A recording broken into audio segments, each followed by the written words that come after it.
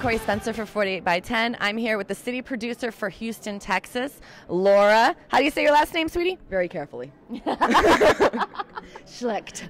Nice. So it's the last day of the festival, which is why I'm wearing my Sunday best, or Monday best, if you will. What have you experienced through this weekend?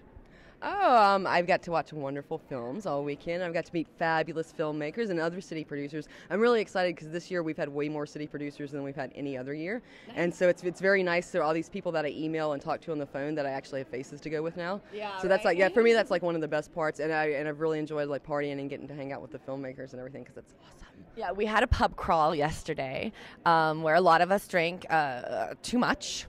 How did you do? I've learned to hydrate between drinks. A glass of water between each drink actually works pretty well for you. I've learned this because of past Filmapaloozas where I haven't done that. Yeah. so I've learned to. So how long have you been doing this? This is my fourth year to produce. This will be 2010 is my fourth year to produce nice. Houston, and I was actually a participant in 2005 and 2006 when it was in Houston. How'd you do? Well, 2005 I had other projects going on, so I had a team drag me in, and I did just a little bit. But 2006, I headed up the team that won Houston. Oh, nice! Yeah. So, how do you feel that doing a film festival and doing the 48? How do you feel that has prepared you to be a great city producer?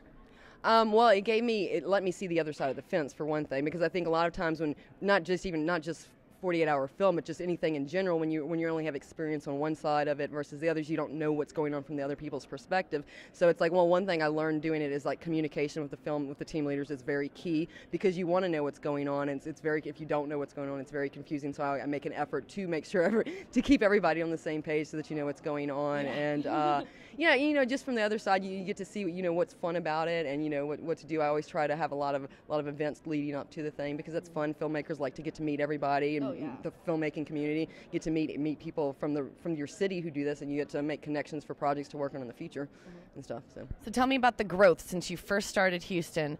How many teams did you start off with, and where are you now? Well, bigger in Texas, isn't it? Everything's bigger in Texas. Woohoo! We started 2006, which is the year before I took over. We had, I believe it was only 14 teams, which is really, really small for 48-hour film, because generally we try to aim for 24 for first-year cities.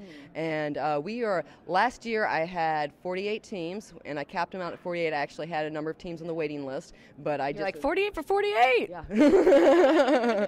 Which is, and that had been my goal the year before, and we only got 40 the year before, so I was really glad that we got it to 48 plus more on the waiting list. So I think I'm aiming for at least 48 this year, but I'm able to squeeze some extras in if we're able to. So I think Houston's going to be really big in 2010, and I think we have to be quiet because they're starting right now. Thank you, Laura. You're welcome.